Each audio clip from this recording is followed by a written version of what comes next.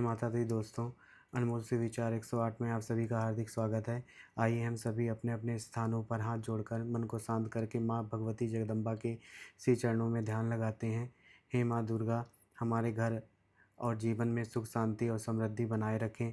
हमारे सब प्रकार के भय, रोगों और कष्टों से हमारी रक्षा करें। हमें आरोग्य और परम कल्याण प्रदान करें। माँ, हमारे इस पाठ को स्वीकार करें और जीवन के सभी विघ्नों को दूर करें। इस प्रकार हम माँ जगदम्बा से प्रार्थना करेंगे। और आज के इस प्रथम भाग में हम संपूर्ण विधि विधान के साथ सबसे पहले परम पवित्र देवी कवच, अर्गला स्तोत्र और कीलक स्तोत्र का पाठ करेंगे और उसके बाद मुख्य अध्यायों का सरल हिंदी पाठ प्रारंभ करेंगे।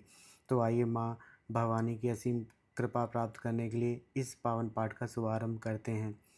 आइए सबसे पहले हम भगवती की कृपा प्राप्त करने के लिए परम पवित्र देवी कवच का सरल हिंदी पाठ प्रारंभ करते हैं।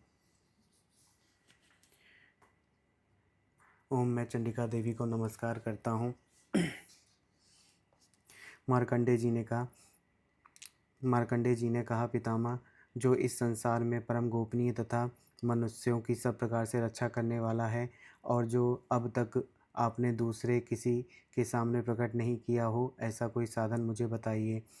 ब्रह्मा जी बोले, ब्राह्मण, ऐसा साधन तो एक देवी का कवच ही है जो गोपनीय से भी गोपनीय, पवित्र तथा संपूर्ण प्राणियों का उपकार करने वाला है। महामुने, उसे श्रवण करो। देवी की 9 मूर्तियां हैं जिन्हें नवदुर्गा कहते हैं। उनके पृथक पृथक नाम बतलाए जाते हैं। प्रथम नाम शैलपुत्री है, दूसरी मूर्ति का नाम ब्रह्मचारिणी है, तीसरा स्वरूप चंद्रघंटा के नाम से प्रसिद्ध है, चौथी मूर्ति को कूष्मांडा कहते हैं, पांचवी दुर्गा का नाम स्कंद माता है, देवी के छठे स्वरूप को कात्यायनी कहते हैं, सातवां कालरात्रि और आठवां स्वरूप महागौरी के नाम से प्रसिद्ध है। नवीं दुर्गा का नाम सिद्धिदात्री है।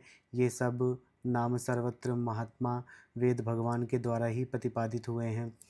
जो मनुष्य अग्नि में जल रहा हो, रणभूमि में शत्रुओं से घिरा गया हो, विषम संकट में फंस गया हो तथा इस प्रकार भय से आतुर होकर जो भगवती दुर्गा के शरण में प्राप्त हुए हों, उनका कभी भी अमंगल नहीं होता। युद्ध के समय संकट में पड़ने पर भी उनके ऊपर कोई विपत्ति नहीं दिखाई देती। उन्हें शोक, दुख और भय की प्राप्ति नहीं होती।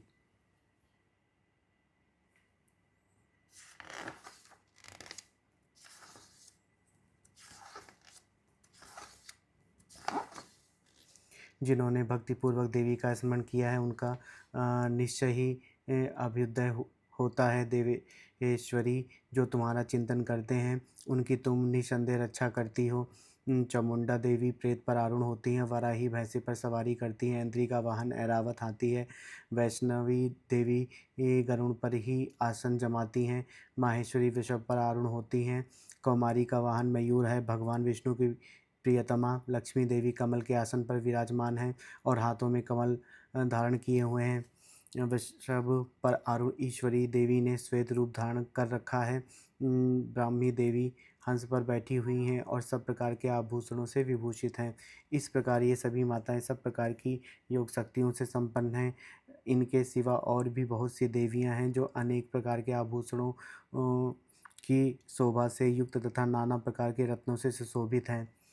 ये संपूर्ण देवियां क्रोध में भरी हुई हैं और भक्तों की रक्षा के लिए रथ पर बैठी दिखाई देती हैं। ये शंख, चक्र, गदा, शक्ति, हल और मूसल, खेटक और तोमर, परशु तथा पाश, कुंद और त्रिशूल एवं उत्तम सारंग, धनुष आदि अस्त्र शस्त्र अपने हाथों में धारण करती हैं। दैत्यों के शरीर का नाश करना, भक्तों को अभयदान देना और देवताओं का कल्याण करना, यही इनके शस्त्र धारण करने का उद्देश्य है।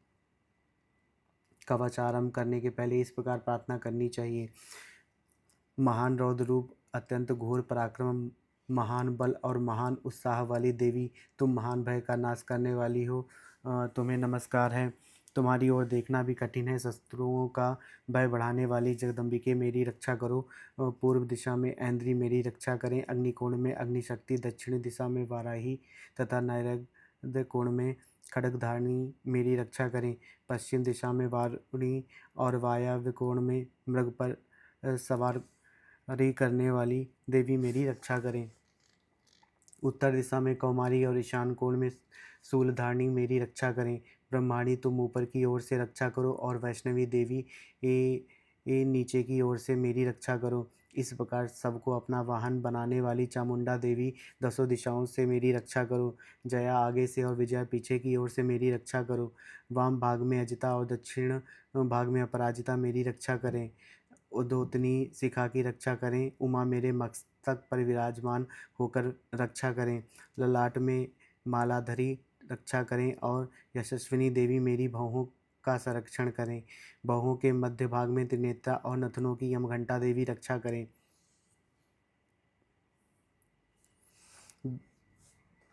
दोनों नेत्रों के मध्य भाग में शंखनी और कानों में द्वारवासिनी रक्षा करें।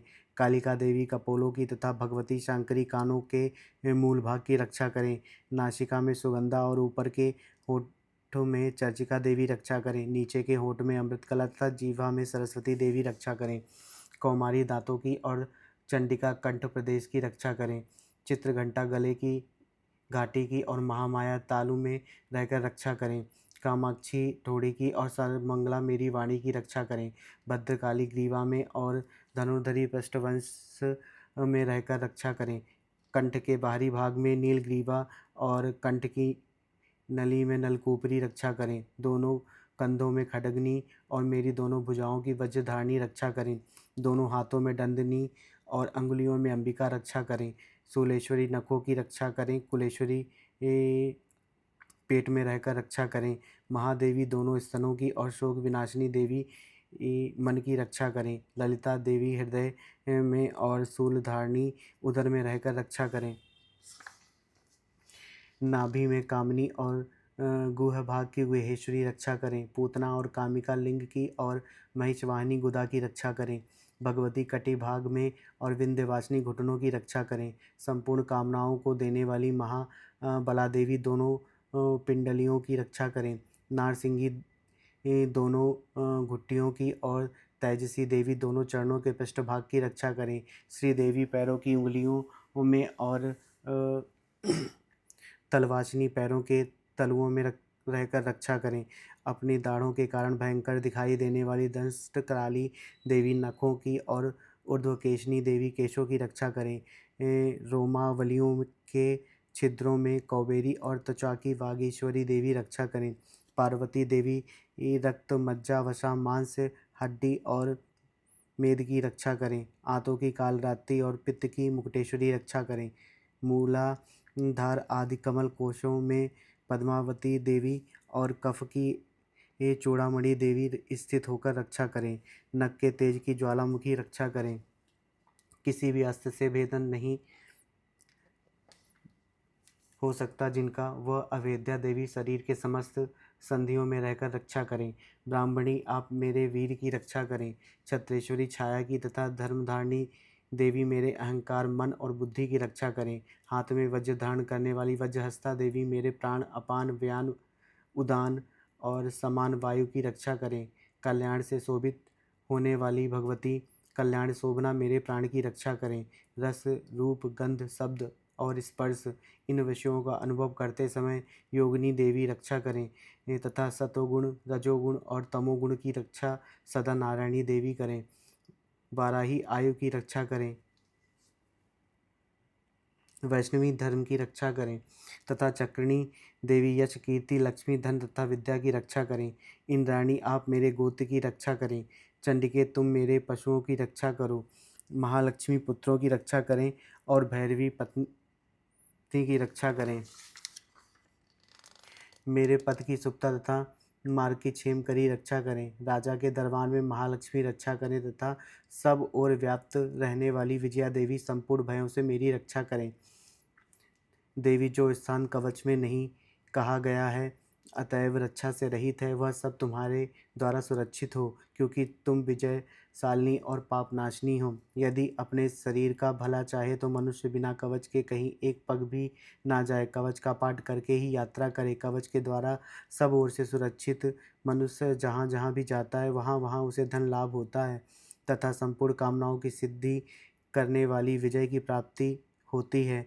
वह जिस अभीष्ट वस्तु का चिंतन करता है उसको निश्चय ही प्राप्त कर लेता है। वह पुरुष इस पृथ्वी पर तुलना रहित महान ऐश्वर्य का भागी होता है। कवच से सुरक्षित मनुष्य निर्भय हो जाता है, युद्ध में उसकी पराजय नहीं होती तथा वह तीनों लोकों में पूजनीय होता है। देवी का यह कवच देवताओं के लिए भी दुर्लभ है। जो प्रतिदिन नियम पूर्वक तीनों संध्याओं के समय श्रद्धा के साथ इसका पाठ करता है, उसे देवी कला प्राप्त होती है तथा वह तीनों लोकों में कहीं भी पराजित नहीं होता। इतना ही नहीं, वह अपमृत्यु से रहित हो 100 से भी अधिक वर्षों तक जीवित रहता है।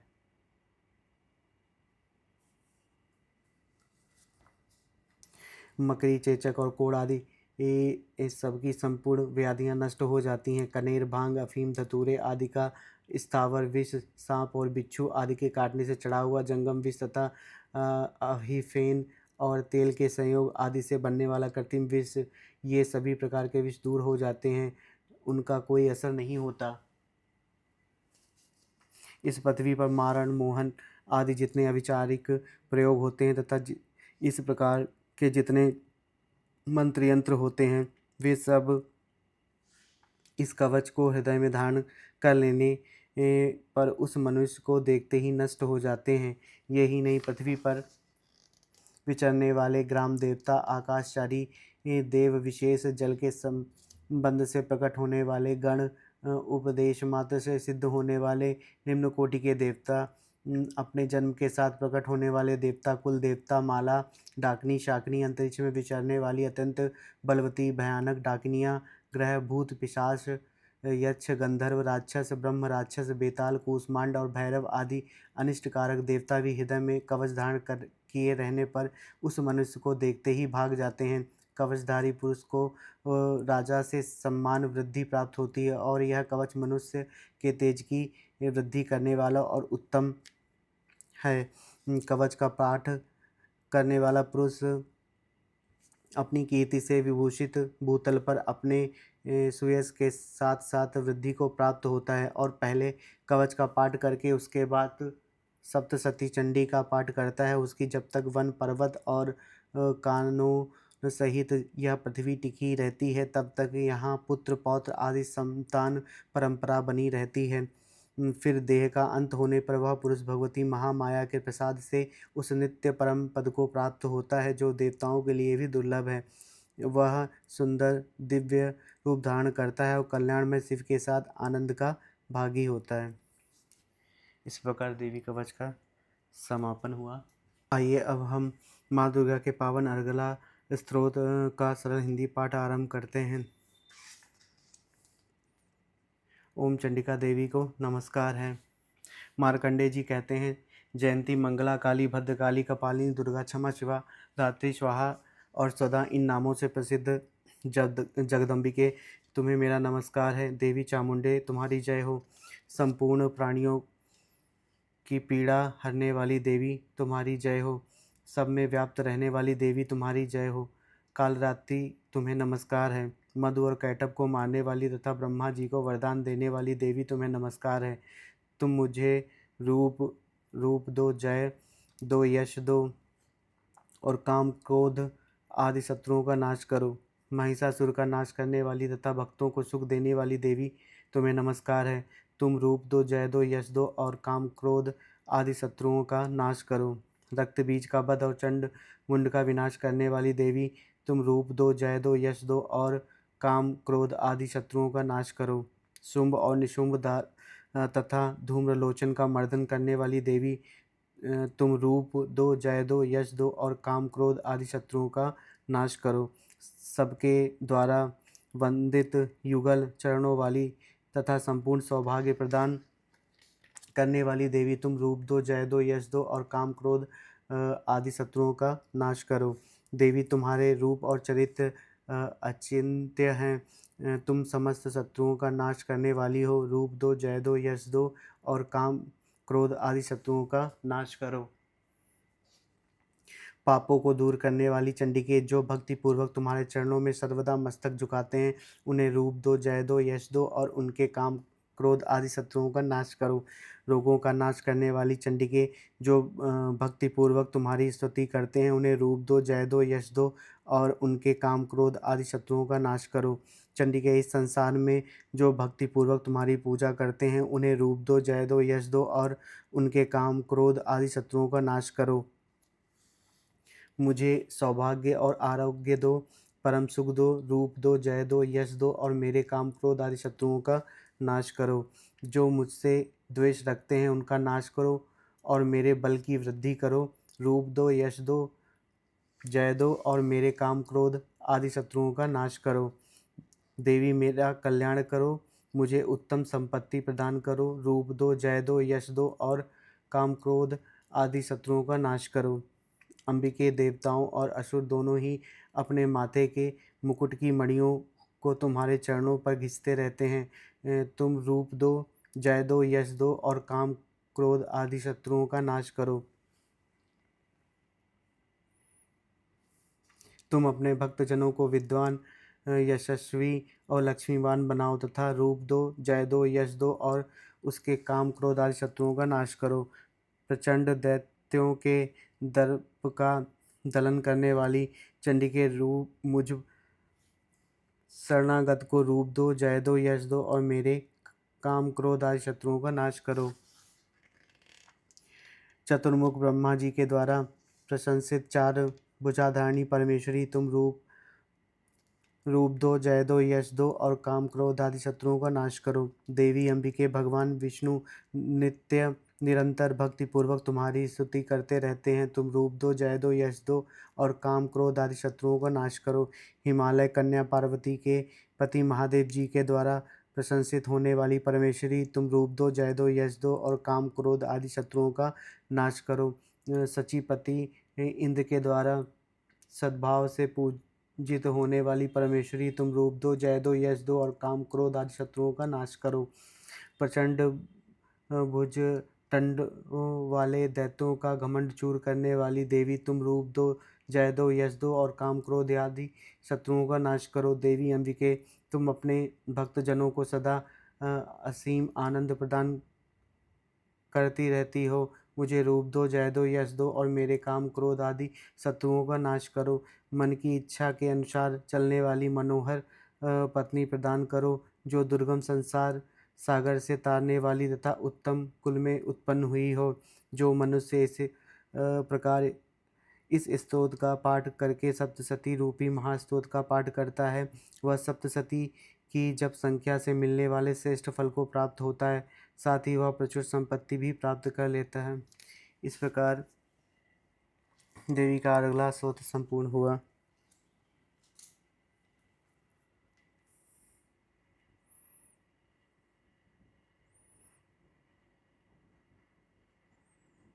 अब हम माँ दुर्गा के कीलक स्तोत्र का सरल पाठ प्रारंभ करते हैं।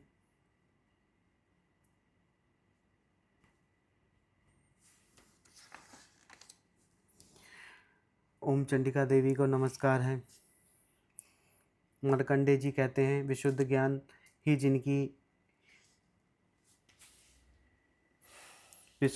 जिनका शरीर है, तीनों वेद ही जिनके तीन दिव्य नेत्र हैं, जो कल्याण प्राप्ति के हेतु हैं तथा उस अपने मस्तक पर अर्धचंद्र का मुकुट धारण करते हैं, उन भगवान शिव को मैं नमस्कार करता हूँ। मंत्रों का जो अभिकीलक हैं अर्थात मंत्रों की सिद्धि में विघ्न उपस्थित करने वाले शाप रूपी कीलक का जो निवारण करने वाला है, उस सप्तशती स्त्रोत को संपूर्ण रूप से जानना चाहिए। यद्यपि सप्तशती के अतिरिक्त अन्य मंत्रों के जप में भी जो निरंतर लगा रहता है वह भी कल्याण का भागी होता है।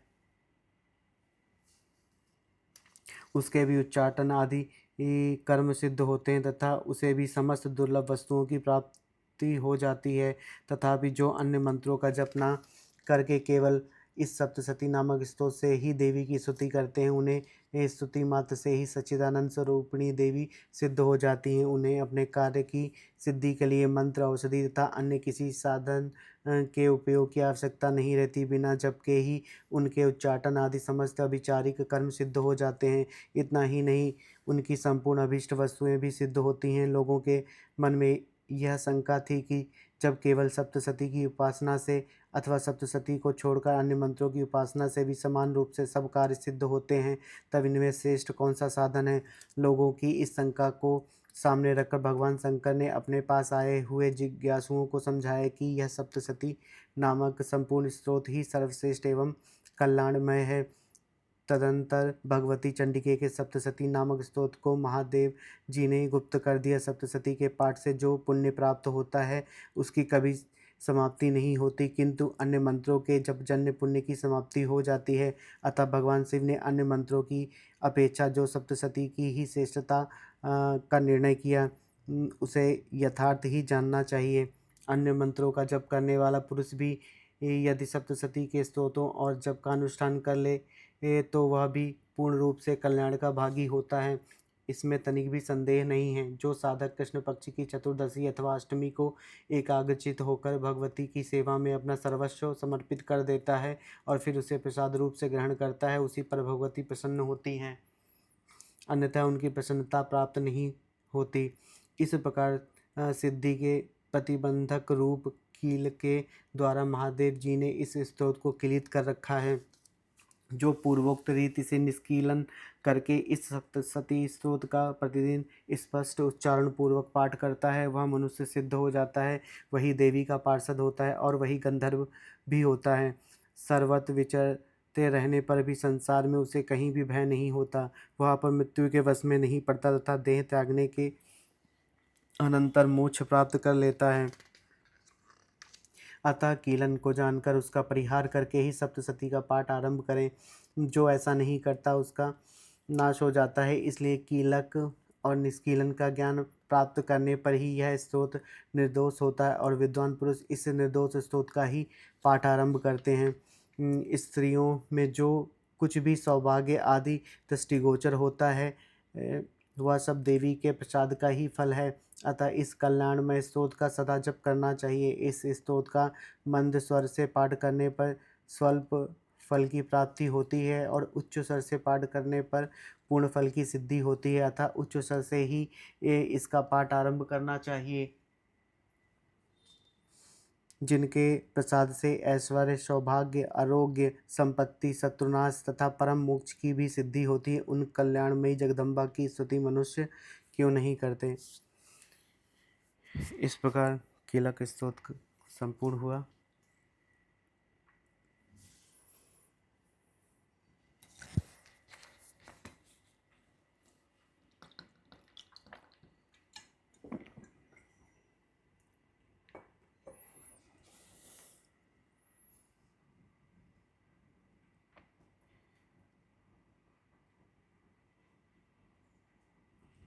कवच अर्गला और कीलक स्तोत्र के पावन पाठ के पश्चात अब हम श्री दुर्गा सप्तशती के प्रथम अध्याय का सरल हिंदी पाठ प्रारंभ करेंगे।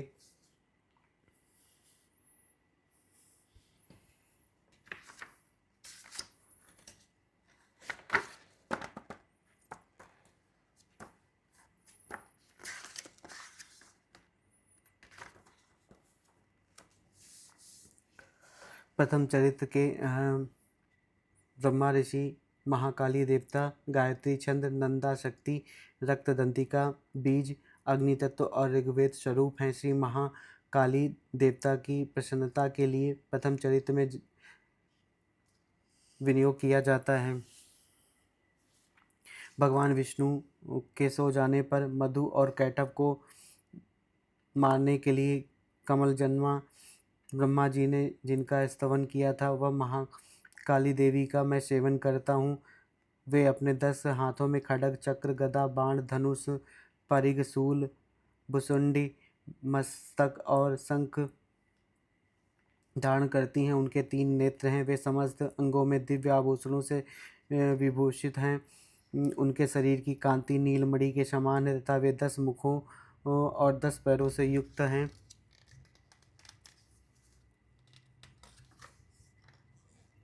मार्कंडेय जी बोले, सूर्य के पुत्र सर्वाणिक जो 8वें मनु कहे जाते हैं, उनकी उत्पत्ति की कथा विस्तार पूर्वक कहता हूँ, सुनो।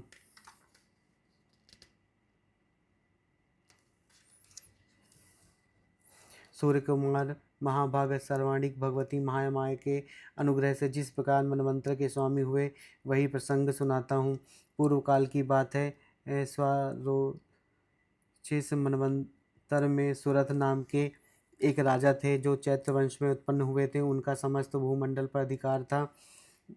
वे प्रजा का अपने और पुत्रों की भांति धर्मपूर्वक पालन करते थे। तो भी उस समय कोलविंदसी नामक के क्षत्रिय उनके शत्रु हो गए। राजा सूरत की दंड नीति बड़ी प्रबल थी। उनका शत्रुओं के साथ संग्राम हुआ। यद्यपि कोला विध्वंसी संख्या में कम थे, तो भी राजा सूरत युद्ध में उनसे परास्त हो गए। तब वे युद्धभूमि से अपने नगर को लौट आए और केवल अपने देश के राजा होकर रहने लगे। किंतु वहाँ भी उन प्रबल शत्रुओं ने उस समय महाभाग राजा सूरत पर आक्रमण कर दिया। राजा का बल क्षीण हो चला था, इसलिए उनके दुष्ट बलवान एवं दुरात्मा मंत्रियों ने वहाँ उनकी राजधानी में भी राजकीय और सेना और खजानों को हथिया लिया। सूरत का प्रभुत्व नष्ट हो चुका था, इसलिए वे शिकार खेलने के बहाने घोड़े पर सवार हो वहाँ से अकेले ही एक घने जंगल में चले गए। वहाँ उन्होंने विप्रवर मेधा मुनि का आश्रम देखा, जहाँ कितने ही हिंसक जीव परम शांत भाव से रहते थे। मुनि के बहुत से शिष्य उस वन की शोभा बढ़ा रहे थे। वहाँ जाने पर मुनि ने उनका सत्कार किया और वे उन मुनि श्रेष्ठ के आश्रम पर इधर उधर विचरते हुए कुछ काल तक रहे। फिर ममता से आकृष्ट चित्त होकर वहाँ इस प्रकार चिंता करने लगे। पूर्व काल में मेरे पूर्व जनों ने जिनका पालन किया था, वही नगर आज मुझसे रहित है। पता नहीं मेरे दुराचारी भृत्यगण उसकी धर्मपूर्वक रक्षा करते हैं या नहीं। जो सदा मद की वर्षा करने वाला और सूरवीर था, वह मेरा प्रधान हाथी अब शत्रुओं के अधीन होकर ना जाने कितने भोगों को भोगता होगा। जो लोग मेरी कृपा, धन और भोजन पाने से सदा मेरे पीछे पीछे चलते थे, वे निश्चय ही अब दूसरे राजाओं का अनुसरण करते होंगे। उन अपव्ययी लोगों के द्वारा सदा खर्च होते रहने के कारण अत्यंत कष्ट से जमा किया हुआ मेरा वह खजाना खाली हो जाएगा। ये तथा और भी कई बातें राजा सूरत निरंतर सोचते रहते थे। एक दिन उन्होंने वहाँ विप्रवर मेधा के आश्रम के निकट एक वैश्य को देखा और उससे पूछा, भाई तुम कौन हो? यहाँ तुम्हारे आने का क्या कारण है? तुम क्यों शोकग्रस्त और अनमने से दिखाई देते हो? राजा सूरत का यह प्रेम पूर्वक कहा हुआ वचन सुनकर वैश्य ने विनीत भाव से उन्हें प्रणाम करके कहा, राजन, मैं धनियों के कुल में उत्पन्न एक वैश्य हूँ। मेरा नाम समाधि है। मेरे दुष्ट स्त्री पुत्रों ने धन के लोभ से मुझे घर से बाहर निकाल दिया। मैं इस समय धन, स्त्री और पुत्रों से वंचित हूँ। मेरे विश्वसनीय बंधुओं ने मेरा ही धन लेकर मुझे दूर कर दिया, इसलिए दुखी होकर मैं वन में चला आया हूँ। यहाँ रहकर मैं इस बात को नहीं जानता कि मेरे पुत्रों की, स्त्री की और स्वजनों की कुशल है या नहीं। इस समय घर में वे कुशल से रहते हैं अथवा उन्हें कोई कष्ट है। वे मेरे पुत्र कैसे हैं? क्या वे सदाचारी अथवा दुराचारी हो गए हैं? जिन लोभी स्त्री, पुत्र आदि ने धन के कारण तुम्हें घर से निकाल दिया, उनके प्रति तुम्हारे चित्त में इतना स्नेह का बंधन क्यों है?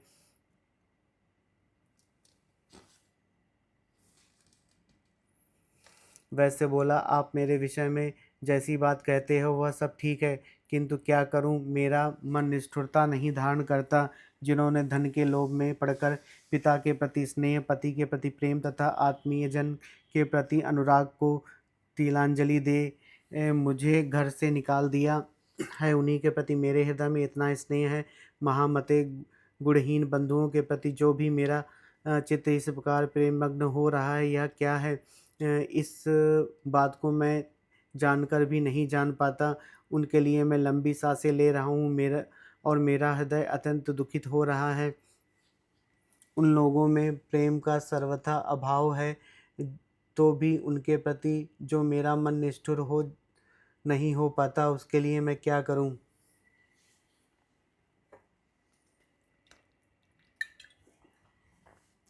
मार्कंडेय जी कहते हैं, ब्राह्मण तदंतर राजाओं में श्रेष्ठ सुरथ और वह समाधि नामक वैश्य दोनों साथ साथ मेधा मुनि की सेवा में उपस्थित हुए और उनके साथ यथा योग्य न्याय अनुकूल विनयपूर्ण बर्ताव करके बैठे। तत्पश्चात वैश्य और राजा ने कुछ वार्तालाप आरंभ किया।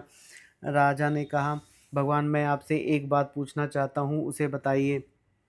मेरा चित्त अपने अधीन ना होने के कारण वह बात मेरे मन को बहुत दुख देती है। जो राज्य मेरे हाथ से चला गया, उसमें और उसके संपूर्ण अंगों में मेरी ममता बनी हुई है।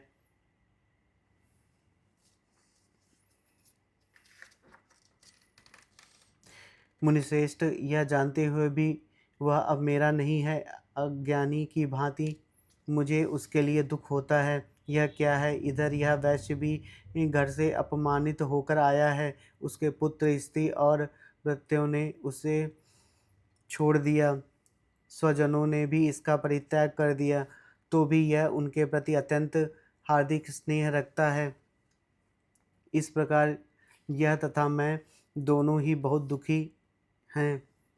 जिसमें प्रत्यक्ष दोष देखा गया है, वह विषय के लिए भी हमारे मन में ममता जनित आकर्षण पैदा हो रहा है। महाभाग, हम दोनों समझदार हैं, तो भी हम में जो मोह पैदा हुआ है वह सब क्या है? विवेक शून्य पुरुष की भांति मुझ में और इसमें भी यह मूढ़ता प्रत्यक्ष दिखाई देती है। ऋषि बोले, महाभाग, विषय मार्ग का ज्ञान सब जीवों को है। इस प्रकार विषय भी सबके लिए अलग अलग है। कुछ प्राणी दिन में नहीं देखते और दूसरे रात में नहीं देखते, तथा कुछ जीव ऐसे हैं जो दिन और रात्रि में भी बराबर ही देखते हैं। यह ठीक ही है कि मनुष्य समझदार होते हैं, किंतु केवल वे ही ऐसे नहीं होते। पशु पक्षी और मृग आदि सभी प्राणी समझदार होते हैं। मनुष्यों की समझ भी वैसी ही होती है जैसे उन मृग और पक्षियों की होती है, तथा जैसी मनुष्यों की होती है वैसी उन मृग पक्षी आदि की भी होती है। यह तथा अन्य बातें भी प्रायः दोनों में समान ही है। समझ होने पर भी इन पक्षियों को तो देखो, वे स्वयं भूख से पीड़ित होते हुए भी मोहवश बच्चों की चोंच में कितने चाव से अन्न के दाने डाल रहे हैं। नरश्रेष्ठ, क्या तुम नहीं देखते कि ये मनुष्य समझदार होते हुए भी लोभवश अपने किए हुए उपकार का बदला पाने के लिए पुत्रों की अभिलाषा करते हैं? यद्यपि उन सब में समझ की कमी नहीं है, तथापि संसार की स्थिति बनाए रखने वाले भगवती महामाया के प्रभाव द्वारा ममतामय भंवर से युक्त मोह के गहरे गर्त में गिराए गए हैं। इसलिए इसमें आश्चर्य नहीं करना चाहिए। जगदीश्वर भगवान विष्णु की योग निद्रा रूपा जो भगवती महामाया है, उन्हीं से यह जगत मोहित हो रहा है। वे भगवती महामाया देवी ज्ञानियों के भी चित्त को बलपूर्वक खींचकर मोह में डाल देती हैं। वे ही संपूर्ण चराचर जगत की सृष्टि करती हैं, तथा वे ही प्रसन्न होने पर मनुष्यों को मुक्ति के लिए वरदान देती हैं। वे ही पराविद्या, संसार बंधन और मोक्ष की हेतुभूता सनातनी देवी तथा संपूर्ण ईश्वरों की भी अधीश्वरी देवी हैं। राजा ने पूछा, भगवान, जिन्हें आप महामाया कहते हैं, वे देवी कौन है? ब्राह्मण, उनका आविर्भाव कैसे हुआ तथा उनके चरित्र कौन कौन से हैं? ब्रह्मा वेताओं में श्रेष्ठ महर्षि उन देवी का जैसा प्रभाव हो, जैसा स्वरूप हो और जिस प्रकार प्रादुर्भाव हुआ हो, वह सब मैं आपके मुख से सुनना चाहता हूँ।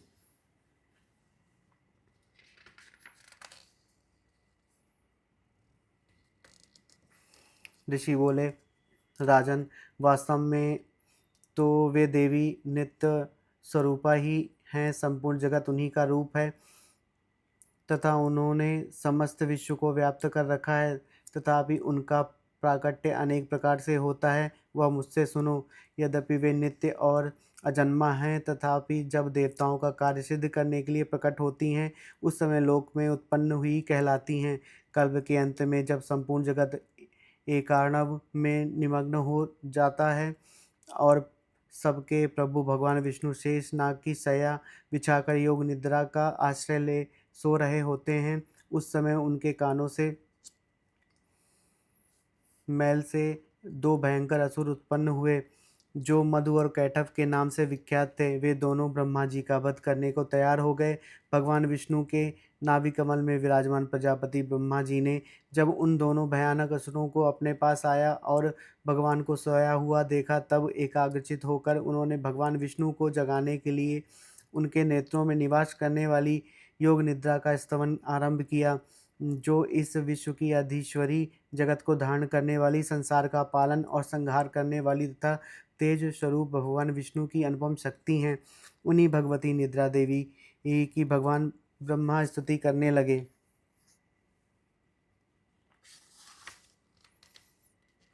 ब्रह्मा जी ने कहा, देवी तुम ही स्वाहा, तुम ही सुधा और तुम ही वसष्टकार हो। स्वर भी तुम्हारे ही स्वरूप हैं, तुम ही जीवनदायिनी सुधा हो।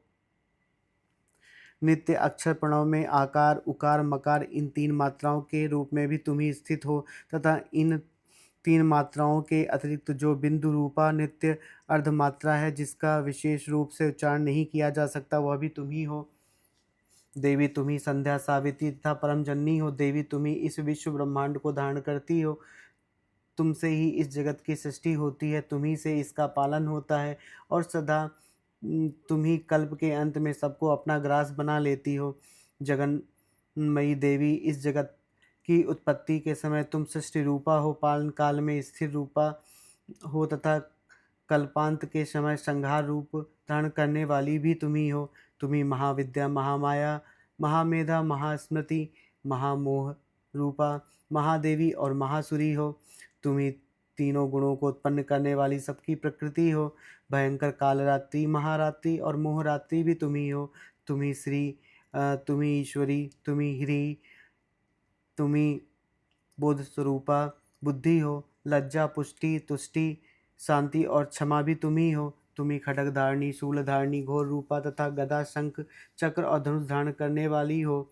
बाण, भुसुंडी और परिघ ये भी तुम्हारे अस्त्र हैं। तुम सौम्य और सौम्यतर हो। इतना ही नहीं, जितने ही सौम्य एवं सुंदर पदार्थ हैं उन सबकी उपेक्षा तुम अत्यधिक सुंदरी हो। आम आमतौर पर सबसे परे रहने वाली परमेश्वरी भी तुम ही हो। सर्व स्वरूपे देवी भी तुम ही हो।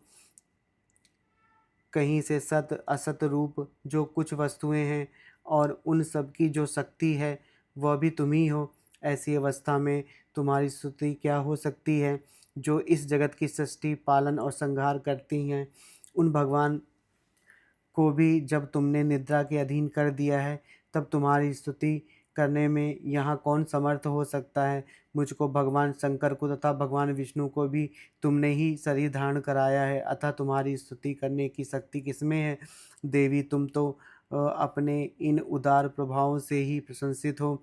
ये जो दोनों असुर मधु और कैटव हैं, इनको मोह में डाल दो और जगदीश्वर भगवान विष्णु को शीघ्र ही जगा दो। साथ ही इनके भीतर इन दोनों महान असुरों को मार डालने की बुद्धि उत्पन्न कर दो।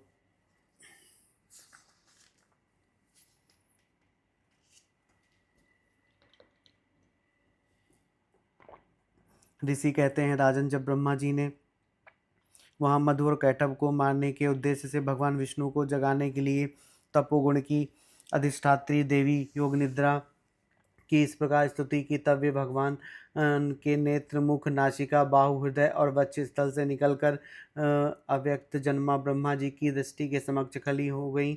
योग निद्रा से मुक्त होने पर जगत के स्वामी भगवान जनार्दन उस एकार्णव के जल में शेष नाग की सैया से जाग उठे। फिर उन्होंने उन दोनों असुरों को देखा। वे दुरात्मा मधु और कैटभ अत्यंत बलवान तथा पराक्रमी थे और क्रोध से लाल आंखें किए हुए ब्रह्मा जी को खा जाने के लिए उद्योग कर रहे थे।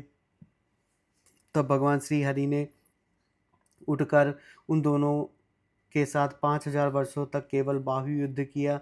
वे दोनों भी अत्यंत बल के कारण उन्मत्त हो रहे थे। इधर महामाया ने भी उन्हें मोह में डाल रखा था, इसलिए वे भगवान विष्णु से कहने लगे, हम तुम्हारी वीरता से संतुष्ट हैं, तुम हम लोगों से कोई वर मांगो। श्री भगवान बोले, यदि तुम दोनों मुझ पर प्रसन्न हो तो अब मेरे हाथ से मारे जाओ, बस इतना सा अ, ही मैंने वर मांगा है, यहाँ दूसरे किसी वर से क्या लेना है।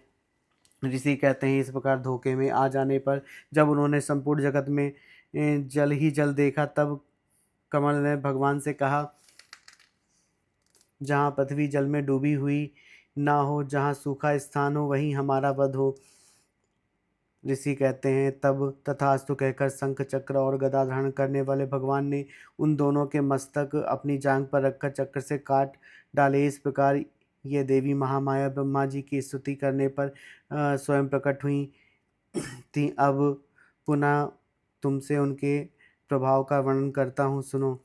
इस प्रकार से मार्कंडेय पुराण में सार्वजनिक मणिमंत्र की कथा के अंतर्गत देवी महात्म्य मधुकैटभ वध नामक पहला अध्याय संपूर्ण हुआ।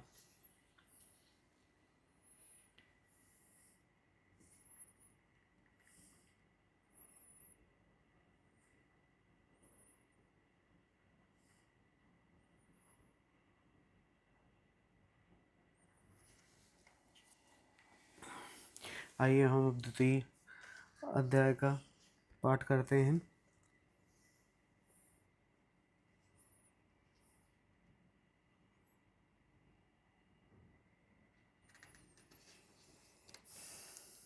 ओम मध्यम चरित्र के विष्णु ऋषि महालक्ष्मी देवता उष्णिक छंद शाकंभरी शक्ति दुर्गा बीज वायु तत्व और यजुर्वेद स्वरूप हैं। श्री महालक्ष्मी जी की प्रसन्नता के लिए मध्यम चरित्र के पाठ में इसका विनियोग है। मैं कमल के आसन पर बैठी हुई प्रसन्न मुख वाली महिषासुरमर्दिनी भगवती महालक्ष्मी का भजन करता हूँ, जो अपने हाथों में अक्षमाला, फरसा, गदा, बाण, वज्र, पद्म, धनुष, कुंडिका, दंड, शक्ति, खड्ग, ढाल, शंख, घंटा, मधुपात्र, शूल, पाश और चक्र धारण करती हैं। ऋषि कहते हैं, पूर्व काल में देवताओं और असुरों में पूरे 100 वर्षों तक घोर संग्राम हुआ था। उसमें असुरों का स्वामी महिषासुर था और देवताओं के नायक इंद्र थे। उस युद्ध में देवताओं की सेना महाबली असुरों से परास्त हो गई। संपूर्ण देवताओं को जीतकर महिषासुर इंद्र बन बैठा था। तब पराजित देवता प्रजापति ब्रह्मा जी को आगे करके उस स्थान पर गए जहाँ भगवान शंकर और विष्णु जी विराजमान थे। देवताओं ने महिषासुर के पराक्रम तथा अपनी पराजय का यथावत वृत्तांत उन दोनों देवेश्वरों से विस्तार पूर्वक कह सुनाया। वे बोले, भगवान महिषासुर सूर्य, इंद्र, अग्नि, वायु, चंद्रमा, यम, वरुण तथा अन्य देवताओं के भी अधिकार छीनकर स्वयं ही सबका अधिष्ठाता बन बैठा है। उस दुरात्मा महिष ने समस्त देवताओं के स्वर्ग से निकाल दिया। अब वे मनुष्यों की भांति पृथ्वी पर विचरते हैं। दैत्यों की यह सारी करतूत हमने आप लोगों से कह सुनाई। अब हम आपकी ही शरण में आए हैं, उसके वध का कोई उपाय सोचिए। इस प्रकार देवताओं के वचन सुनकर भगवान विष्णु और दैत्यों इस प्रकार देवताओं के वचन सुनकर भगवान विष्णु और शिव ने दैत्यों पर बड़ा क्रोध किया। उनकी भौहें तन गईं और मुंह टेढ़ा हो गया। तब अत्यंत कोप में भरे हुए चक्रपाणी श्री विष्णु के मुख से एक महान तेज प्रकट हुआ। इसी प्रकार ब्रह्मा, शंकर तथा इंद्र आदि अन्य देवताओं के शरीर से भी बड़ा भारी तेज निकला और सब मिलकर एक हो गया। महान तेज का वह पुंज ज्वाजल्यमान पर्वत सा जान पड़ा। देवताओं ने देखा, वहाँ उनकी ज्वालाएं संपूर्ण दिशाओं में व्याप्त हो रही थीं।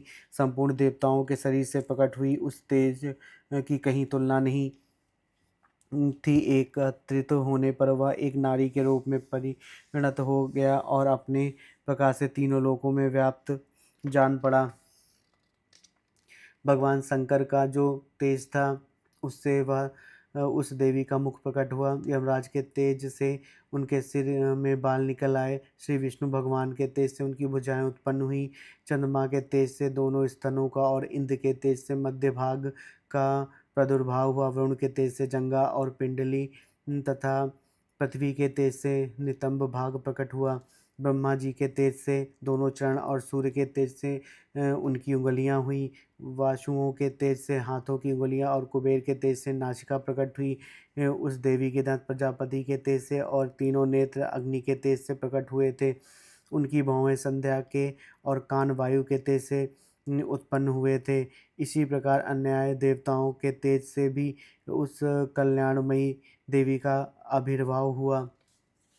तदनंतर समस्त देवताओं के तेज पुंज से प्रकट हुई देवी को देखकर महिषासुर के सताए हुए देवता बहुत प्रसन्न हुए। पिनाकधारी भगवान शंकर ने अपने सूल से एक सूल निकाल कर उन्हें दिया। फिर भगवान विष्णु ने भी अपने चक्र से एक चक्र उत्पन्न करके भगवती को अर्पण किया। वरुण ने भी शंख भेंट किया। अग्नि ने उन्हें शक्ति दी और वायु ने धनुष तथा बाण से भरे हुए 2 तरकश प्रदान किए। सहस्त्र नेत्रों वाले देवराज इंद्र ने अपने वज्र से वज्र उत्पन्न करके दिया और ऐरावत हाथी से उतरकर एक घंटा भी प्रदान किया। यमराज ने काल दंड से दंड, वरुण ने पाश, प्रजापति ने स्फटिक कक्ष की माला तथा ब्रह्मा जी ने कमंडलू भेंट किया। सूर्य ने देवी के समस्त रोमकूपों में अपनी किरणों का तेज भर दिया। काल ने उन्हें चमकती हुई ढाल और तलवार दी। क्षीर समुद्र ने उज्ज्वल हार तथा कभी जीर्ण न होने वाले 2 दिव्य वस्त्र भेंट किए। साथ ही उन्होंने दिव्य चूड़ामणि, 2 कुंडल, बड़े कड़े, उज्ज्वल अर्धचंद्र, सब बाहुओं के लिए केयूर, दोनों चरणों के लिए निर्मल नुपुर, गले की सुंदर हसली और सब उंगलियों में पहनने के लिए रत्नों की बनी अंगूठियां भी दी। विश्वकर्मा ने उन्हें अत्यंत निर्मल फरसा भेंट किया। साथ ही अनेक प्रकार के अस्त्र शस्त्र और अभेद्य कवच दिए। इनके सिवा मस्तक और वक्ष स्थल पर धारण करने के लिए कभी न कुमलाने वाली कमलों की मालाएं दी। जलादि ने उन्हें सुंदर कमल का फूल भेंट किया। हिमालय ने सवारी के लिए सिंह तथा भांति भांति के रत्न समर्पित किए। धनाध्यक्ष कुबेर ने मधु से भरा पान पात्र दिया तथा संपूर्ण नागों के राजा शेष ने जो इस पृथ्वी को धारण करते हैं उन्हें बहुमूल्य मणियों से विभूषित नागहार भेंट दिया। इस प्रकार अन्य देवताओं ने भी आभूषण और वस्त्र शस्त्र देकर देवी का सम्मान किया। तत्पश्चात उन्होंने बारंबार अट्टहास पूर्वक उच्च स्वर से गर्जना की। उनके भयंकर नाद से संपूर्ण आकाश गूंज उठा। देवी का वह अत्यंत उच्च स्वर से किया हुआ सिंहनाद कहीं समा ना सका। आकाश उसके सामने लघु प्रतीत होने लगा। उससे बड़े जोर की प्रतिध्वनि हुई जिससे संपूर्ण विश्व में हलचल मच गई और समुद्र कांप उठे। पृथ्वी डोलने लगी और समस्त पर्वत हिलने लगे। उस समय देवताओं ने अत्यंत प्रसन्नता के साथ सिंह वाहिनी भवानी से कहा, देवी तुम्हारी जय हो। साथ ही महर्षियों ने भक्तिभाव से विनम्र होकर उनका स्तवन किया। संपूर्ण त्रिलोकी क्षोभग्रस्त देख दैत्यगण अपनी समस्त सेना को कवच आदि से सुसज्जित कर हाथों में हथियार ले सहसा उठकर खड़े हो गए। उस समय महिषासुर ने बड़े क्रोध में आकर कहा, यह क्या हो रहा है। फिर वह संपूर्ण असुरों से घिरकर उस सिंहनाद की ओर लक्ष्य करके दौड़ा और आगे पहुंचकर उसने देवी को देखा जो अपनी प्रभा से तीनों लोकों को प्रकाशित कर रही थी। उनके चरणों के भार से पृथ्वी दबी जा रही थी। माथे के मुकुट से आकाश में रेखा सी खिंच रही थी तथा वे अपनी धनुष की टंकार से 7 पातालों को क्षुब्ध किए देती थी। देवी अपने हजारों भुजाओं से संपूर्ण दिशाओं को आच्छादित करके खड़ी हुई थी। तदनंतर उनके साथ दैत्यों का युद्ध छिड़ गया। नाना प्रकार के अस्त्र शस्त्रों के प्रहार से संपूर्ण दिशाएं उद्भासित होने लगीं। चिचुर नामक महान असुर महिषासुर का सेना नायक था। वह देवी के साथ युद्ध करने लगा। अन्य दैत्यों की चतुरांगिनी सेना अ, साथ लेकर चामर भी लड़ने लगा। 60,000 रथियों के साथ आकर उदग्र नामक महादैत्य ने लोहा लिया। 1 करोड़ रथियों को साथ लेकर महाहनु नामक दैत्य युद्ध करने लगा, जिसके रोए तलवार के समान तीखे थे। वह असिलोमा नामक महादैत्य 5 करोड़ रथी सैनिकों सहित युद्ध में आ डटा। 60 लाख रथियों से घिरा हुआ बास्कल नामक दैत्य भी उस युद्ध भूमि में लड़ने लगा। परिवारित नामक राक्षस हाथी सवार और घुड़सवारों के अनेक दलों तथा 1 करोड़ रथियों की सेना लेकर युद्ध करने लगा। बिडाल नामक दैत्य 5 अरब रथियों से घिरकर लोहा लेने लगा। इनके अतिरिक्त और भी हजारों महादैत्य रथ, हाथी और घोड़ों की सेना लेकर वहां देवी के साथ युद्ध करने लगे। स्वयं महिषासुर उस रणभूमि में कोटि कोटि सहस्त्र रथ, हाथी और घोड़ों की सेना से घिरा हुआ खड़ा था। वे दैत्य देवी के साथ तोमर, भिंदीपाल, शक्ति, मूसल, खड्ग, परशु और पाटिश आदि अस्त्र शस्त्रों का प्रहार करते हुए युद्ध कर रहे थे। कुछ दैत्यों ने उन पर शक्ति का प्रहार किया, कुछ लोगों ने पास फेंके तथा कुछ दूसरे दैत्यों ने खड्ग प्रहार करके देवी को मार डालने का उद्योग किया। देवी ने भी क्रोध में भरकर खेल खेल में ही अपने अस्त्र शस्त्रों की वर्षा करके दैत्यों के वे समस्त अस्त्र शस्त्र काट डाले। उनके मुख पर परिश्रम और थकावट का रंच मात्र भी चिन्ह नहीं था। देवता और ऋषि उनकी स्तुति करने लगे और वे भगवती परमेश्वरी दैत्यों के शरीर पर अस्त्र शस्त्रों की वर्षा करती रहीं। देवी का वाहन सिंह भी क्रोध में भरकर गर्दन के बालों को हिलाता हुआ असुरों की सेना में इस प्रकार विचरने लगा, मानो वनों में दावानल फैल रहा हो। रणभूमि में दैत्यों के साथ युद्ध करती हुई अंबिका देवी ने जितने निश्वास छोड़े, वे सभी तत्काल सैकड़ों हजारों गणों के रूप में प्रकट हो गए और परशु, भिंदीपाल, खड्ग तथा पट्टिश आदि अस्त्रों द्वारा असुरों का सामना करने लगे। देवी की शक्ति से बड़े हुए वे गण असुरों का नाश करते हुए नगाड़ा और शंख आदि बाजे बजाने लगे। उस संग्राम महोत्सव में कितने ही गण मृदंग बजा रहे थे। तदनंतर देवी ने त्रिशूल से, गदा से, शक्ति की वर्षा से और खड्ग आदि से सैकड़ों महादैत्यों का संहार कर डाला। कितनों को घंटे के भयंकर नाद से मूर्छित करके मार गिराया। बहुतेरे दैत्यों को पास से बांधकर धरती पर घसीटा। कितने ही दैत्य उनकी तीखी तलवार की मार से 2 टुकड़े हो गए। कितने ही गदा की चोट से घायल हो धरती पर सो गए। कितने ही मूसल की मार से अत्यंत आहत होकर रक्त वमन करने लगे। कुछ दैत्य शूल से छाती फट जाने के कारण पृथ्वी पर ढेर हो गए। उन रणांगण में बाण समूहों की वृष्टि से कितने ही असुरों की कमर टूट गई। बाज की तरह झपटने वाले देव पीड़क दैत्यगण अपने प्राणों से हाथ धोने लगे। कितनी ही की बाहें छिन्न भिन्न हो गई, कितनों की गर्दनें कट गईं। कितने ही दैत्यों के मस्तक कट कट कर गिरने लगे। कुछ लोगों के शरीर मध्य भाग में ही विदीर्ण हो गए। कितने ही महादैत्य जांघें कट जाने से पृथ्वी पर गिर पड़े। कितनों के ही देवी ने एक बाह, एक पैर और एक नेत्र वाले करके 2 टुकड़ों में चीर डाला। कितने ही दैत्य मस्तक कट जाने पर भी गिरकर फिर उठ जाते और केवल धड़ के ही रूप में अच्छे अच्छे हथियारों के साथ देवी से युद्ध करने लगते। दूसरे कबंध युद्ध के बाजों की लय पर नाचते थे। कितने ही बिना सिर के धड़, हाथों में खड्ग, शक्ति और शस्त्री लिए दौड़ते थे तथा दूसरे दूसरे महादैत्य ठहरो ठहरो यह कहते हुए देवी को युद्ध के लिए ललकारते थे।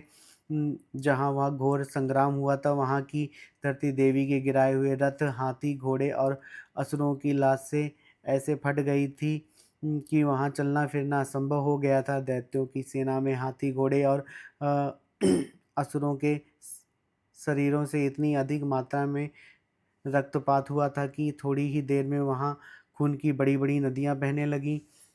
जगदम्बा ने असुरों की विशाल सेना को क्षण भर में नष्ट कर दिया। जैसे तृण और काठ के भारी ढेर को आग कुछ ही क्षण में भस्म कर देती है, और वह सिंह भी गर्दन के बालों को हिला हिलाकर जोर से गर्जना करता हुआ दैत्यों के शरीर से मानो उनके प्राण चुने लेता था। वहाँ देवी के गढ़ों ने भी उन महादैत्यों के साथ ऐसा युद्ध किया जिससे आकाश में खड़े हुए देवतागण उन पर बहुत संतुष्ट हुए और फूल बरसाने लगे। इस प्रकार से मार्कंडेय पुराण में सर्वाणिक मनवंतर की कथा के अंतर्गत महिषासुर की सेना का वध नामक दूसरा अध्याय संपूर्ण हुआ।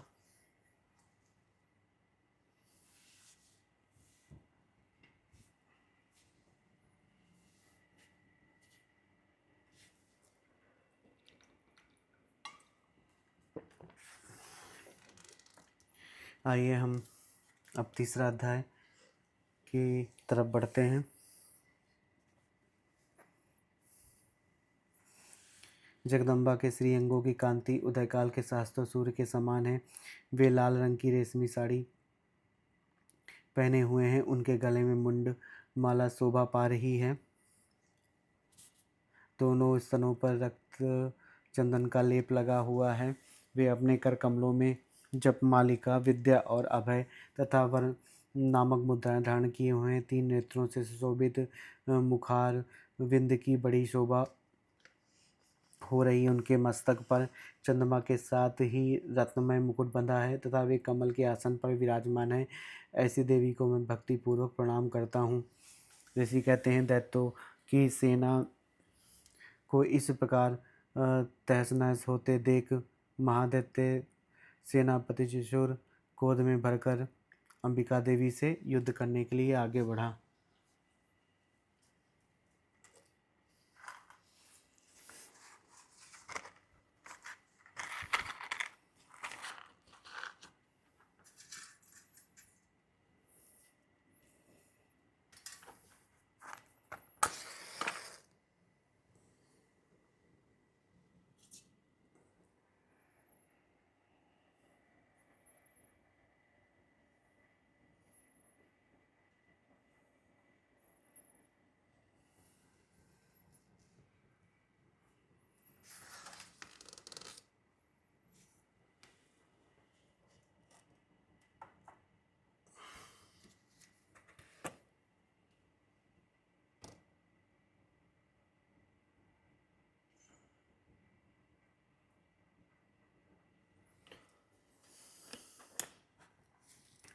वह असुर रणभूमि में देवी के ऊपर इस प्रकार बाणों की वर्षा करने लगा जैसे बादल मेरुगिरी के शिखर पर पानी की तरह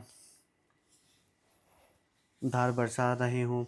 तब देवी ने अपने बाणों से उसके बाण समूह को अनायास ही काट कर उसके घोड़ों और सारथियों को भी मार डाला। साथ ही उसके धनुष तथा अत्यंत ऊंची ध्वजा को भी तत्काल काट गिराया। धनुष कट जाने पर उसके अंगों को अपने बाणों से बींध डाला। धनुष, रथ, घोड़े और सारथियों के नष्ट हो जाने पर वह असुर ढाल और तलवार लेकर देवी की ओर दौड़ा। उसने तीखी तलवार वाली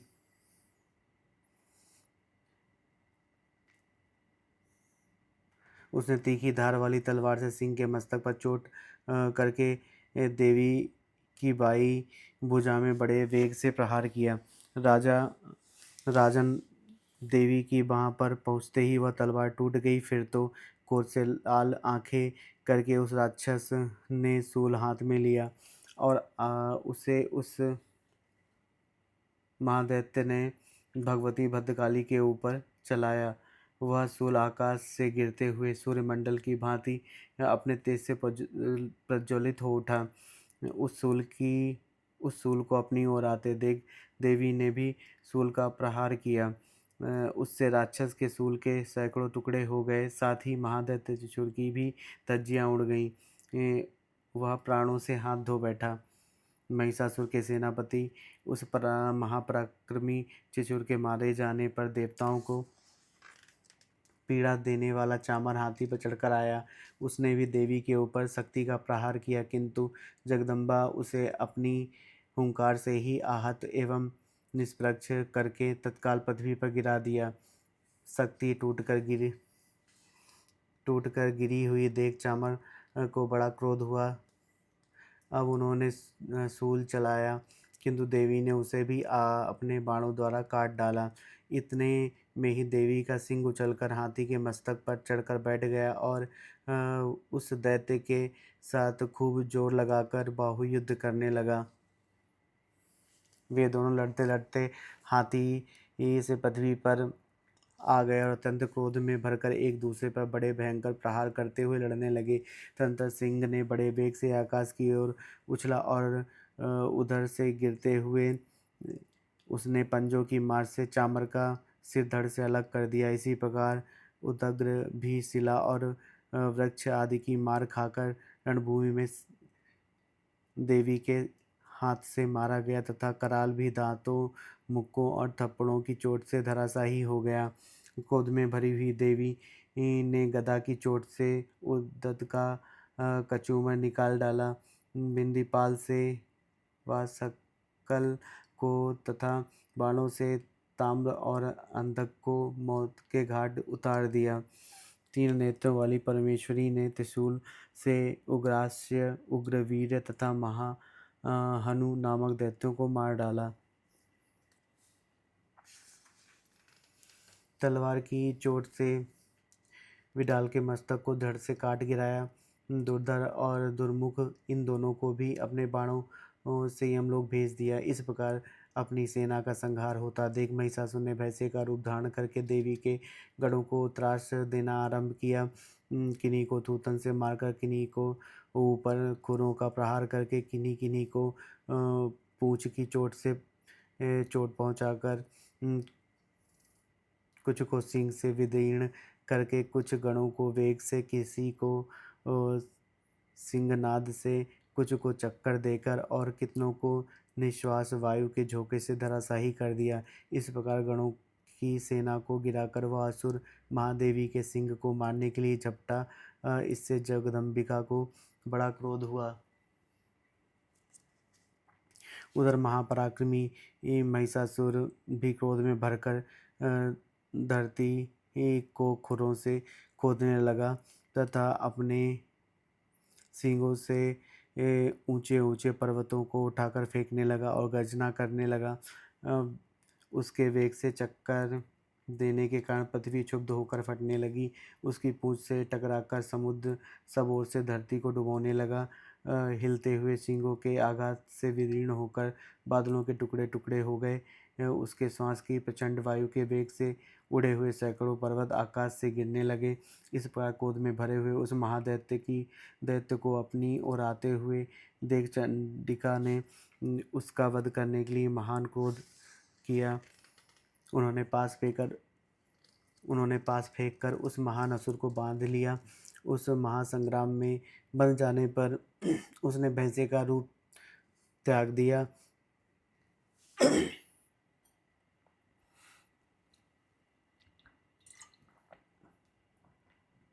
और तत्काल सिंह के रूप में वह प्रकट हो गया। उस अवस्था में जगदम्बा ज्यों ही उसका मस्तक काटने के लिए उद्यत हुई, त्यों ही वह खड्गधारी पुरुष के रूप में दिखाई देने लगा। तब देवी ने तुरंत ही बाणों की वर्षा करके ढाल और तलवार के साथ उस पुरुष को भी बींध डाला। इतने में वह महान गजराज के रूप में परिणत हो गया तथा अपनी सूंड से देवी के विशाल सिंह को खींचने लगा और गर्जने लगा। खींचते हुए देवी ने तलवार से उसकी सूंड काट डाली। तब उस महादैत्य ने पुनः भैंसे का रूप धारण कर लिया और पहले की भांति चराचर प्राणियों सहित तीनों लोगों को व्याकुल करने लगा। तब क्रोध में भरी हुई जगत माता चंडिका बारंबार उत्तम मधु का पान करते हुए और लाल आंखें करके हंसने लगी। उधर वह बल और पराक्रम के मद से उन्मत्त हुआ राक्षस गरजने लगा और अपने सींगों से चंडी के ऊपर पर्वतों को फेंकने लगा। उस समय देवी अपने बाणों के समूहों से उसके फेंके हुए पर्वतों को चूर्ण करती हुई बोली। बोलते समय उनका मुख मधु के मद से लाल हो रहा था और बाड़ी लड़खड़ा रही थी। देवी ने कहा, ओ मूढ़, मैं जब तक मधु पीती हूँ तब तक तू क्षण भर के लिए खूब गर्ज ले। मेरे हाथ से यहीं तेरी मृत्यु हो जाने पर अब शीघ्र ही देवता भी गर्जना करेंगे। ऋषि कहते हैं, यो कहकर देवी उछली और उस महादैत्य को ऊपर चढ़ गई। फिर अपने पैरों से उसे दबाकर उन्होंने सूल से उसके कंठ में आघात किया। उनके पैरों से दबा होने पर भी महिषासुर अपने मुख से अभी आधे शरीर से ही बाहर निकलने पाया था कि देवी ने अपने प्रभाव से उसे रोक दिया। आधा निकला होने पर भी वह महादैत्य देवी से युद्ध करने लगा। तब देवी ने बहुत बड़ी तलवार से उसका मस्तक काट गिराया। फिर तो हाहाकार करती हुई दैत्यों की भारी सेना भाग खड़ी हुई तथा संपूर्ण देवता अत्यंत प्रसन्न हो गए। देवताओं ने दिव्य महेश देवताओं ने दिव्य महर्षियों के साथ देवी दुर्गा का स्तमन किया। गंधर्वराज गाने लगे और तथा अप्सराएं नृत्य करने लगी। इस प्रकार श्री मार्कंडेय पुराण श्रवणिक मंत्रे इस प्रकार श्री मार्कंडेय पुराण में सर्वाणिक मनवंतर की कथा के अंतर्गत देवी महात्म्य में महिषासुरवध नामक तीसरा अध्याय पूरा हुआ। आइए अब हम चतुर्थ अध्याय का पाठ करते हैं। सिद्धि की इच्छा रखने वाले पुरुष जिनकी सेवा करते हैं तथा देवता जिन्हें सब ओर से घेरे रहते हैं, उन जया नाम वाली दुर्गा देवी का ध्यान करें। उनके श्री अंगों की आभा काले मेघ के समान श्याम है। वे अपने कटाक्षों से शत्रु समूह को भय प्रदान करती हैं। उनके मस्तक पर आबद्ध चंद्रमा की रेखा शोभा पाती है। वे अपने हाथों में शंख, चक्र, कृपाण और त्रिशूल धारण करती हैं। उनके 3 नेत्र हैं। वे सिंह के कंधे पर चढ़ी हुई हैं और अपने तेज से तीनों लोकों को परिपूर्ण करती हैं। ऋषि कहते हैं, अत्यंत पराक्रमी दुरात्मा महिषासुर तथा उसकी दैत्य सेना के देवी के हाथों मारे जाने पर इंद्र आदि देवता प्रणाम के लिए गर्दन तथा कंधे झुकाकर उन भगवती दुर्गा का उत्तम वचनों द्वारा स्तमन करने लगे। उस समय उनके सुंदर अंगों से अत्यंत हर्ष के कारण रोमांच हो आया था। देवता बोले, संपूर्ण देवताओं की शक्ति का समुदाय ही जिनका स्वरूप है तथा जिन देवी ने अपनी शक्ति से संपूर्ण जगत को व्याप्त कर रखा है, समस्त देवताओं और महर्षियों की पूजनीय उन जगदम्बा को हम भक्तिपूर्वक नमस्कार करते हैं। वे हम लोगों का कल्याण करें। जिनके अनुपम प्रभाव और बल का वर्णन करने में भगवान शेषनाग, ब्रह्मा जी तथा महादेव जी भी समर्थ नहीं। वे भगवती चंडिका संपूर्ण जगत का पालन एवं अशुभ भय का नाश करने का विचार करें। जो पुण्यात्माओं के घरों में स्वयं ही लक्ष्मी रूप से, पापियों के यहाँ दरिद्रता रूप से, शुद्ध अंतःकरण वाले पुरुषों के हृदय में बुद्धि रूप से, सत्पुरुषों में श्रद्धा रूप से तथा कुलीन मनुष्यों में लज्जा रूप से निवास करती हैं, उन आप भगवती दुर्गा को हम नमस्कार करते हैं। देवी, आप संपूर्ण विश्व का पालन कीजिए। देवी, आपके इस अचिंत्य रूप का असुरों का नाश करने वाली भारी पराक्रम का तथा समस्त देवताओं और दैत्यों के समक्ष युद्ध में प्रकट किए हुए अपने अद्वितीय चरित्रों का हम इस प्रकार वर्णन करें। आप सभी संपूर्ण जगत की उत्पत्ति में कारण हैं। आप में सत्वगुण, रजोगुण और तजोगुण ये तीनों गुण मौजूद हैं। तो भी दोषों के साथ आपका संसर्ग नहीं जान पड़ता। भगवान विष्णु और महादेव जी आदि देवता भी आपका पार नहीं पाते। आप ही सबका आश्रय हैं। यह समस्त जगत आपका अंशभूत है, क्योंकि आप सबकी आदिभूत अव्यकृता परा प्रकृति हैं। देवी, संपूर्ण यज्ञों में जिसके उच्चारण से सब देवता तृप्ति लाभ करते हैं, वह स्वाहा आप ही हैं। इसके अतिरिक्त आप पितरों की भी तृप्ति का कारण हैं। इसके अतिरिक्त आप पितरों की तृप्ति का भी कारण हैं। अतएव सब लोग आपको सुधा भी कहते हैं। देवी, जो मोक्ष की प्राप्ति का साधन है, अचिंत्य महाव्रत का रूप हैं, समस्त दोषों से रहित, जितेंद्रिय तत्वों को ही सार वस्तु मानने वाले तथा मोक्ष की अभिलाषा रखने वाले मुनिजन जिनका अभ्यास करते हैं, वह भक्ति पराविद्या आप ही हैं।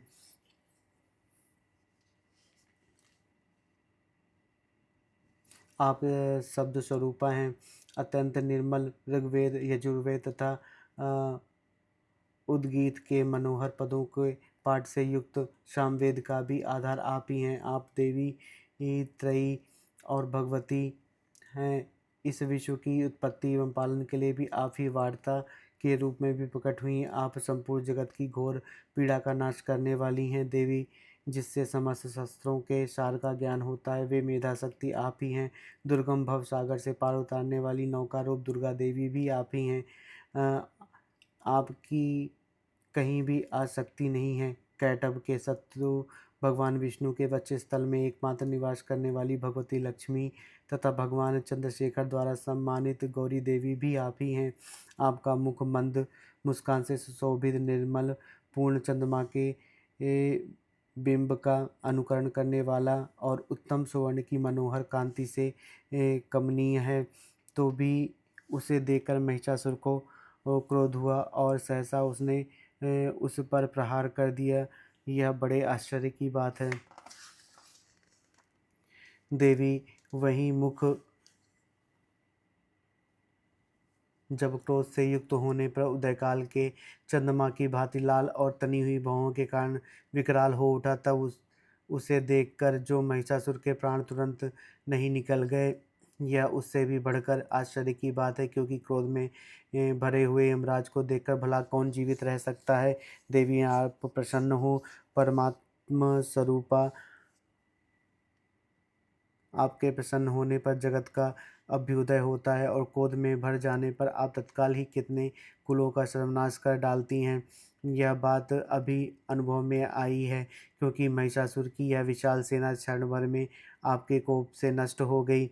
सदा अभ्युदय प्रदान करने वाली आप जिन पर प्रसन्न रहती हैं, वे ही देश में सम्मानित हैं। उन्हीं को धन और यश की प्राप्ति होती है। उन्हीं का धर्म कभी शिथिल नहीं होता तथा वे ही अपने हष्ट पुष्ट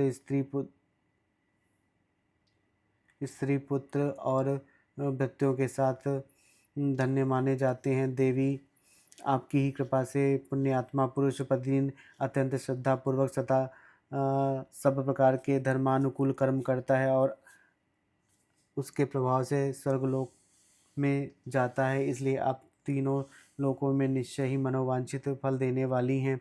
माँ दुर्गे आप स्मरण करने पर सब प्राणियों का भय हर लेती हैं और स्वस्थ पुरुषों द्वारा चिंतन करने पर उन्हें परम कल्याणमयी बुद्धि प्रदान करती हैं। दुख, दारिद्र्य और भय हरने वाली देवी, आपके सिवा दूसरी कौन है जिसका चित्त सबका उपकार करने के लिए सदा ही दयाद्र रहता है।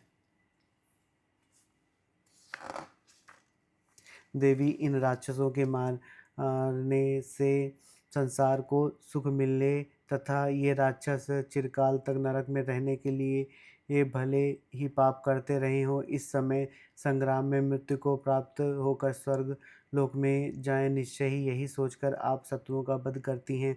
आप शत्रुओं पर शस्त्रों का प्रहार क्यों करती हैं? समस्त शस्त्रों को दृष्टिपात मात्र से ही भस्म क्यों नहीं कर देती? इसमें भी एक रहस्य है। ये शत्रु भी हमारे शस्त्रों से पवित्र होकर उत्तम लोकों में जाए, इस प्रकार उनके प्रति भी आपका विचार उत्तम ही रहता है।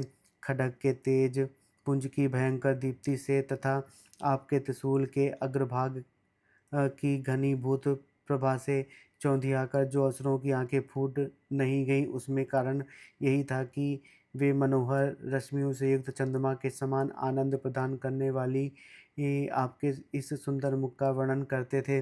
देवी, आपका शील दुराचारियों के बुरे बर्ताव को दूर करने वाला है। साथ ही यह रूप ऐसा है जो कभी चिंतन में भी नहीं आ सकता और जिसकी कभी दूसरों से तुलना भी नहीं की जा सकती। तथा आपका बल और पराक्रम तो उन दैत्यों का भी नाश करने वाला है जो कभी देवताओं के पराक्रम को भी नष्ट कर चुके थे। इस प्रकार आपने शत्रुओं पर भी अपनी दया ही प्रकट की है। वरदायिनी देवी, आपके इस पराक्रम की किसके साथ तुलना हो सकती है तथा शत्रुओं को भय देने वाला एवं अत्यंत मनोहर ऐसा रूप भी आपके सिवा और कहाँ है। हृदय में कृपा और युद्ध में निष्ठुरता, ये दोनों बातें तीनों लोगों के भीतर केवल आप में ही देखी गई हैं। माता, आपने शत्रुओं का नाश करके इस समस्त त्रिलोक की रक्षा की है। उन शत्रुओं को भी युद्धभूमि में मारकर स्वर्गलोक में पहुंचाया है तथा उन्मत्त दैत्यों से प्राप्त होने वाले हम लोगों के भय को भी दूर किया है। आपको हमारा नमस्कार है देवी। आप शूल से हमारी रक्षा करें अंबिके। आप खड्ग से भी हमारी रक्षा करें। आप घंटा की ध्वनि और धनुष की टंकार से भी हम लोगों की रक्षा करें। चंडी के पूर्व, पश्चिम और दक्षिण दिशा में आप हमारी रक्षा करें तथा ईश्वरी अपने त्रिशूल को घुमाकर आप उत्तर दिशा में भी हमारी रक्षा करें। तीनों लोकों में आपको जो परम सुंदर एवं अत्यंत भयंकर रूप विचरते रहते हैं, उनके द्वारा भी आप हमारी ये तथा इस भूलोक की रक्षा करें। अंबिके, आपके कर पल्लवों में शोभा पाने वाला खड्ग, शूल और गदा आदि जो जो अस्त्र हों, उन सब के द्वारा आप हम सबकी सब ओर से रक्षा करें। जिसे कहते हैं, इस प्रकार जब देवताओं ने जगन माता दुर्गा की स्तुति की और नंदन वन में दिव्य पुष्पों एवं गंध चंदन आदि के द्वारा पूजन किया, फिर सबने मिलकर जब भक्तिभाव दिव्य धूपों की सुगंध निवेदन की, तब देवी ने प्रसन्न वदन होकर प्रणाम करते हुए सब देवताओं से कहा। देवी बोली, देवताओं, तुम सब लोग मुझसे जिस वस्तु की अभिलाषा रखते हो उसे मांगो। देवता बोले, भगवती ने हमारी सब इच्छा पूर्ण कर दी, अब कुछ भी बाकी नहीं है, क्योंकि हमारा यह शत्रु महिषासुर मारा गया। महेश्वरी, इतने पर भी यदि आप हमें कुछ वर देना चाहती हैं तो हम सब जब जब आपका स्मरण करें तब तब आप दर्शन देकर हम लोगों के महान संकट दूर कर दिया करें तथा प्रसन्नमुखी अंबिके, जो मनुष्य इन स्रोतों द्वारा आपकी स्तुति करे वे वित्त, समृद्धि और वैभव देने के साथ ही उसकी धन और स्त्री आदि संपत्ति को भी बढ़ाने के लिए आप सदा हम पर प्रसन्न रहें। ऋषि कहते हैं, राजन, देवताओं ने जब अपने तथा जगत के कल्याण के लिए भद्रकाली देवी को इस प्रकार प्रसन्न किया, तब वे तथास्तु कर वहीं अंतर्ध्यान हो गई। भूपाल, इस प्रकार पूर्व काल में तीनों लोगों का हित चाहने वाली देवी जिस प्रकार देवताओं के शरीर से प्रकट हुई थी, वह सब कथा मैंने कह सुनाई। अब पुनः देवताओं का उपकार करने वाली वे देवी दुष्ट दैत्यों तथा शुंभ निशुंभ का वध करने एवं सब लोगों की रक्षा करने के लिए गौरी देवी की शरीर से जिस प्रकार प्रकट हुई थी, वह सब प्रसंग मेरे मुँह से सुनो। मैं उसका तुमसे यथावत वर्णन करता हूँ। इस प्रकार से मार्कंडेय पुराण में सर्वाणिक मनवंतर की कथा के अंतर्गत देवी महात्म्य शुक्रादि स्तुति नामक चौथा अध्याय पूरा हुआ। दर्शकों, इस पावन पाठ का अगला और अंतिम भाग यानी भाग 2 देखना ना भूलें, जिसका लिंक आपको नीचे डिस्क्रिप्शन और ऊपर बाईं तरफ आई बटन में मिल जाएगा। अगर आपको यह पाठ सुख और शांति देने वाला लगा हो तो अनमोल सुविचार 108 को सब्सक्राइब करें और कमेंट में जय माता दी ज़रूर लिखें।